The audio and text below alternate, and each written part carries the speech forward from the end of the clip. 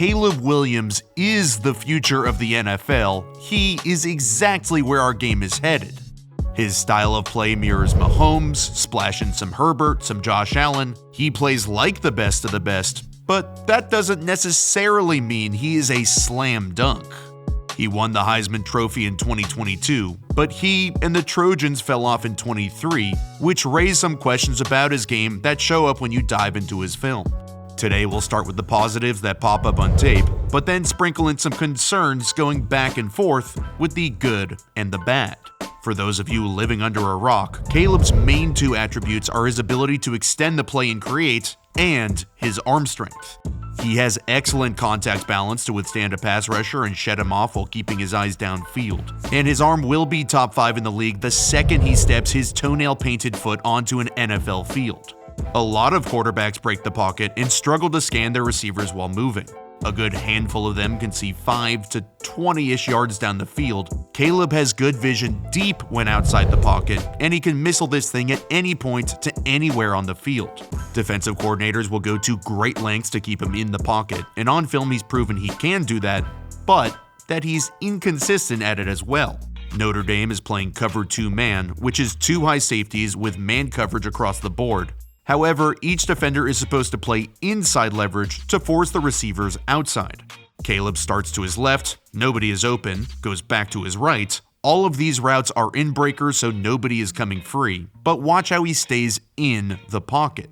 People think Mahomes' game is just all breaking the pocket and running all around making crazy throws, but his game is actually built on winning from inside the pockets, then if nothing is there, making something happen. Sometimes based on the play design, it's purely out of necessity that he stays inside the pocket and works to do so. Some quarterbacks stand like statues and wait, but Caleb shows that he has mobility not just outside the pocket, but inside it too.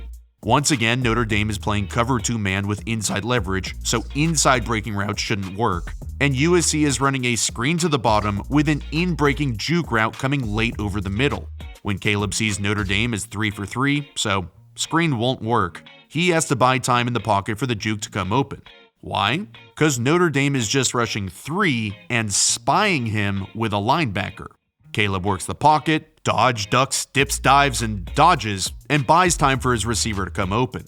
However, the problem is that sometimes his footwork gets tangled up and he'll start to drift, which can affect his accuracy and his arm strength.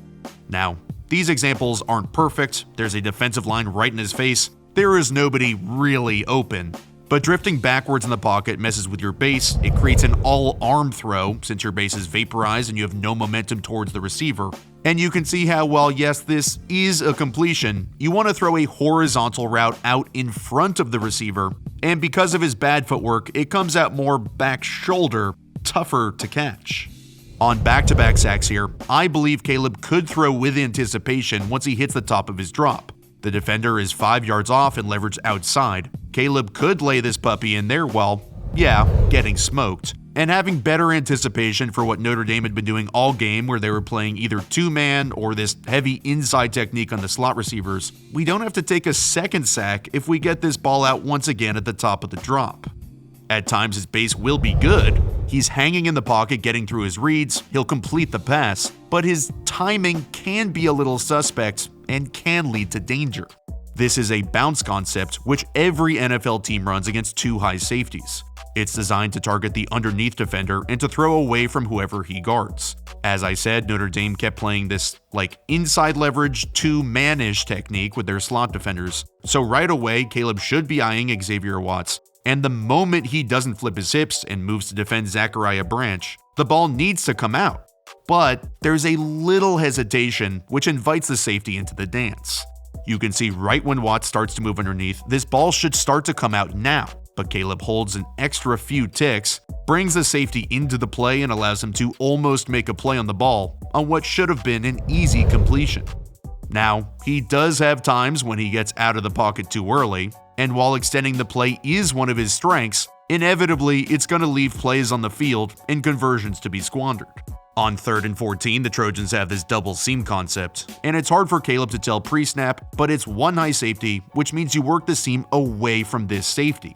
As he starts to his right, Watt books it over to the right seam, which potentially leaves Lake McCree open for the conversion, but Caleb is already out of the pocket. I will say that when there are these flaws on his film, he usually shows that he's capable in the area he's struggling, it's just that he's inconsistent. This is 3rd and 20, and they have a similar double seam concept against a similar one high safety coverage. Caleb moves around to buy some time, here in a good way, and throws an absolute seed up the seam to convert. But then later in the same game, he misses the backside seam, where here ASU is kinda disguising their 3 deep coverage. This safety is gonna play one high and fly over the middle. And the thing you need to know about zone coverage on the whole is that with 4 underneath defenders and USC having 3 to the bottom, ASU has to make a decision. You can drop into straight zone coverage, but then get stretched out, or push your extra linebackers strong and man up the backside. They do the latter, but instead of Caleb coming off the dagger concept with the extra defenders and hitting the backside seam, he tries to jam the ball in. Usually, quarterbacks who are trying to get out of the pocket or don't play on time aren't very good against the blitz. You need to have a precise plan with precise timing when the heat is turned up, but Caleb dominates the blitz with 9.6 yards per attempt, 12th in the nation, 15 touchdowns, just 2 interceptions. However, even with those numbers, he still demonstrates some flaws. Your pre-snap processing is one of the most critical aspects against the blitz, since you need to know where the free runner is coming from. Sometimes it's as easy as having 3 receivers and not 3 defenders, so you just play pitch and catch. But other times it's more complicated, where you have to identify slight movement, identify your pre-snap tells and indicators, and identify what's going to happen based on little tweaks in the defense before they happen. One of those tells is when a safety is outside of the hash. He's scooched over because he has to cheat to cover the blitzing cornerbacks guy one-on-one. Caleb literally just doesn't see the tell, or obviously the corner, and his F Utah nails fly clean off his fingers. He sees the safety flying over but doesn't compute that means the corner is coming, and then, yeah, absolute obliteration. But he puts on film that he is as tough as nails, as the very next passing play after a turnover, he doesn't flinch and throws a perfect strike. Here Colorado is playing 2 high cover 2 zone, and against cover 2 zone, the 3rd inside receiver's vertical is usually the go-to since it's splitting the 2 deep coverage. If the linebacker doesn't match, which I don't know why he doesn't, Mario Williams comes wide open, but credit to Caleb because he sees the safety off the hash again, but as I said, doesn't flinch thinking maybe the corner is blitzing again and rips a seed for a touchdown. Then he shows that he can learn in-game, shows that he can make real-time adjustments on the sideline and can tear up the same look when the defense inevitably shows it again. Where Colorado keeps the same safety off the hash, Caleb can see the corner is slightly inside leverage, giving himself an easier path to blitz. This is an RPO, where typically you would run it. You wouldn't throw it against bump and run man coverage since it's not usually going to be open quick in the down. But Caleb anticipates the blitz and gets rid of the ball. Later in the year, he did start picking up this safety tail pre-snap, where Notre Dame is trying to disguise a one-high look. Their safety is in the dead middle of the field, but they're actually rolling into 2 high and blitzing their nickel corner. USC is again running the bounce concept, where usually Caleb would read the nickel, but when Notre Dame blitzes him and drops their linebacker from a little further away, instead of Caleb holding the ball and risking it, even though he knows his receiver will wrap inside, he realizes he has a safety and linebacker on his receiver and converts the first down. I do think he has a good idea of how to attack leverage. When his guy is one-on-one, he's consistent at feeding him in the right spot. Like here, where despite the fact Colorado's in a cover 3 zone look, where each corner should be outside to force the receiver towards the post safety, Caleb sees his backside receiver is locked up in man coverage inside leverage, so he throws the tightly covered pass outside. A couple things that also gave me cause for concern is that he missed a lot of passes from clean pockets on deeper throws. Obviously, he has an incredible arm, but in the 4 games I studied, I counted 6 of these where I charted them as clean pocket misses, some of them on tough throws, so this is a little alarming. And then in terms of his fumbles, he's averaged about 1 per game throughout his college career. At a point last season, it was 32 fumbles in 32 career games. So on top of the interceptions, which he will throw, ball security is a problem at this point in his career.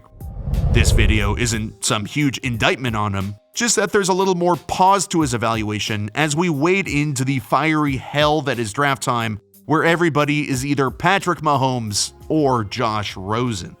Caleb still has an unbelievable skill set, but he is raw, needs more polish, needs a lot of time to progress until he's at the level of quarterback that he is constantly compared to.